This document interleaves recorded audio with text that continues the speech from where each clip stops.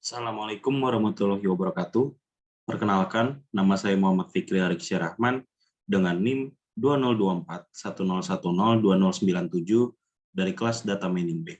Di sini saya akan mempresentasikan hasil pekerjaan saya untuk modul 2 tentang eksplorasi data. Nah, di sini kita langsung saja masuk ke soal pertama, yaitu jelaskan makna dataset, jelaskan pula makna data training dan data testing. Nah, di sini dataset adalah sebuah kumpulan data yang bersifat sebagai himpunan data yang berasal dari informasi-informasi pada masa sebelumnya dan siap untuk dikelola menjadi sebuah informasi baru dengan menggunakan teknik pembelajaran supervised learning yang nantinya akan digunakan untuk sistem prediksi sebagai acuan pendukung pembuatan keputusan. Nah, sedangkan untuk data training sendiri itu adalah data yang digunakan untuk melatih algoritma. Lalu ada data testing juga. Data testing adalah data yang dipakai untuk mengetahui performa algoritma yang sudah dilatih sebelumnya, ketika menemukan data baru yang belum pernah dilihat sebelumnya. Oke. Lalu untuk nomor 2, jelaskan proses penyusunan dataset. Nah, jadi yang pertama itu ada aggregation, itu penggabungan beberapa atribut data. Lalu yang kedua ada sampling, pengambilan sebagian data yang mewakili keseluruhan. Lalu yang ketiga ada dimensionality reduction, yaitu pengurangan jumlah atribut data sehingga yang tersisa hanyalah atribut-atribut yang penting. Lalu yang keempat ada feature subset selection, yaitu cara untuk mengurangi dimensi dari data. Lalu selanjutnya ada feature creation, itu membuat atribut baru yang memungkinkan untuk proses analisis data. Lalu selanjutnya ada discretization and binarization. Nah, discretization itu transformasi atribut kontinu ke dalam bentuk atribut kategorikal, sedangkan binarization itu transformasi atribut kontinu ke dalam bentuk atribut biner. Lalu di sini ada atribut transformation, yaitu sebuah fungsi yang memetakan seluruh rangkaian nilai dari atribut tertentu ke satu set nilai pengganti baru, sehingga setiap nilai lama dapat diidentifikasi dengan salah satu nilai baru. Seperti itu. Nah, oke, kita lanjut ke soal selanjutnya, yaitu jelaskan makna atribut dataset iris. Jelaskan pula makna kelas dataset iris. Sepaleng, panjang kelopak bunga. Sebelumnya atribut dataset iris ini ada 4, yaitu sepaleng, yang berarti panjang kelopak bunga. Lalu ada sepal width, lebar kelopak bunga. Petal length, panjang putik bunga, lalu petal width, yaitu lebar putik bunga. Lalu ada 4 kelas juga dalam dataset ini, yaitu ada setosa, virginica, versicolor, dan unknown. Nah, lalu kita lanjut ke soal keempat. Masukkan dataset iris sebagai array 2 dimensi di NumPy. Pisahkan setiap kelas di array yang berbeda, setosa, versicolor, virginica, dan unknown. Nah, di sini saya sudah membuat array 2 dimensinya. Jadi saya pisahkan, ini untuk setosa, saya definisikan array-nya, dan saya buat menjadi 2 dimensi. Ini data saya ambil dari Excel sesuai dengan file Excel-nya. Lalu virginica juga saya definisikan, saya jadikan array 2 dimensi menggunakan modul NumPy. Lalu versicolor juga sama, dan unknown juga sama. Nah, jika di run, maka dia akan tampil seperti ini. Ini merupakan yang pertama kali dimunculkan, yaitu setosa. Jadi di sini setosa dalam bentuk array 2 dimensi. Array 2 dimensi itu bisa dihitung dari dua siku belakang. Di sini ada 2, jadi 2 dimensi. Lalu ini untuk virginica, lalu ini versicolor, dan yang terakhir ada unknown. Seperti itu. Lalu yang ke-5, soal 5, buatlah scatter plot yang menggunakan pasangan atribut berikut pada setiap kelas, termasuk unknown. Berikan warna merah untuk setosa, hijau untuk versicolor, biru untuk virginica, dan kuning untuk unknown. Oke, jadi di sini pertama-tama sebelum masuk ke untuk memasangkan atribut-atribut yang telah ada di soal, kita perlu definisikan terlebih dahulu atribut dari masing-masing kelas. Jadi seperti ini. Saya membuat saya membuat pengelompokan dari masing-masing kelas itu saya definisikan dulu atributnya. Jadi saya definisikan sepaling dari setosa, lalu saya menggunakan slicing. Di sini tentunya jika saya buka file Excel-nya, nah di sini dapat terlihat jika saya mengambil sepaling, maka saya akan mengakses indeks ketiga, yang dimana di dalam file Excel-nya untuk indeks ketiga itu adalah sepaling. Ini 0, 1, 2, 3, ini sepaling. Ini sepaling. Seperti itu, indeks ketiga. Lalu petal width juga. Petal width, di sini saya akses indeks ke 0, petal width, indeks ke 0. Lalu sepal width juga seperti itu, sepal width, indeks kedua, lalu petal length setosa, indeks ke 1. Nah, di sini untuk setosa ya, ini atribut untuk kepunyaannya kelas setosa. Lalu sama juga seperti Virginia, setosa, Virginica juga seperti itu. Jadi saya definisikan dulu 4 atribut kepunyaan dari Virginica, saya slicing. Jadi sama seperti tadi, sepaling itu indeks ketiga, petal width itu indeks ke 0, lalu sepal width itu indeks kedua, dan petal length itu indeks ke 1.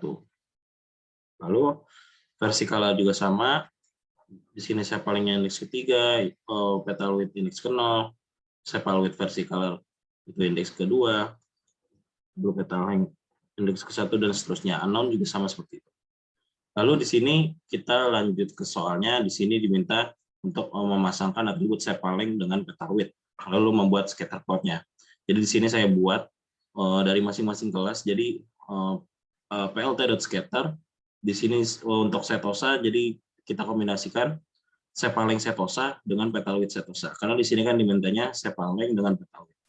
Jadi ini sepaling setosa dengan petal width setosa, dengan kode warna merah, karena di sini instruksinya warna merah untuk setosa. Lalu plot scatter sepaling Virginica dengan petal width Virginica, lalu sepaling versicolor dengan petal width versicolor, lalu sepaling unknown dengan petal width unknown.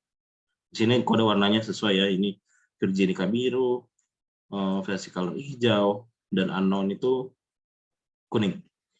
Di sini saya definisikan font ini untuk mempercantik saja, untuk membuat tampilannya lebih menarik. Lalu di sini saya membuat title juga, title dan X label dan Y label untuk memberi keterangan tambahan saja. Lalu di sini plt.show untuk menampilkan. Nah, lalu untuk soal B itu sama seperti atas.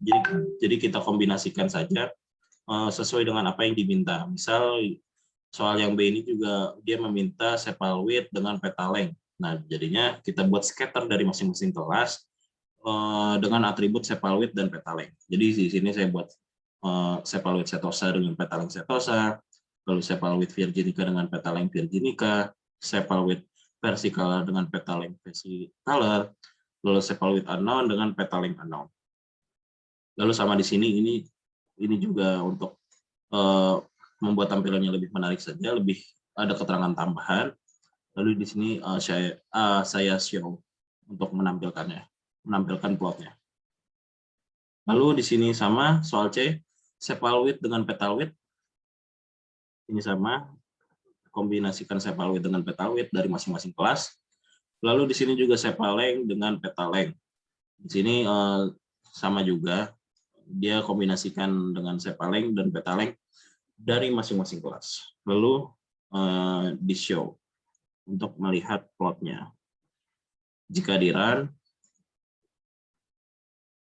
akan tampil seperti ini. Dia akan menampilkan plot scatter plotnya dari masing-masing pasangan atribut seperti itu. Nah, lalu kita lanjut ke soal 6, jelaskan bagaimana karakter pengelompokan setiap kelas pada scatter plot. Oke. Jadi di sini dapat kita lihat ya, pada scatter plot kita ambil aja ini. Ini cenderung jadi setiap kelas itu terdapat penyebaran pada suatu daerah. Misal setosa ada di bawah sini, dia cenderung berkelompok dan memisah sehingga mudah untuk diidentifikasi. Lalu di sini juga ada versicolor, warna hijau itu versicolor, dan juga Virginica. Jadi setiap kelas itu cenderung untuk mengisi daerah-daerah tertentu seperti itu. Lalu nomor 7, perhatikan data yang berjenis unknown. Jelaskan bagaimana cara meramal jenis data unknown. Oke, jadi cara meramal jenis data unknown, kita ambil contoh ini. Ini kuning ini mendefinisikan data dari unknown. Jadi untuk meramalnya kita cukup melihat saja data ini terdapat di dalam area apa. Jadi misal di sini ada setosa, lalu di sini juga ada data unknown nih. Nah, lalu dapat kita simpulkan dari scatter plot ini bahwa data jenis unknown di bagian setosa itu sebenarnya datanya itu berkelas setosa juga, gitu, seperti itu. Jadi dia untuk meramal jenis data unknown ini kita lihat dulu dia ini masuk ke area mana, seperti itu. Lalu untuk nomor 8, buatlah paralel koordinat plot dari data yang berkelas setosa, versicolor, dan virginica. Berikan warna merah untuk setosa, hijau untuk versicolor, biru untuk virginica.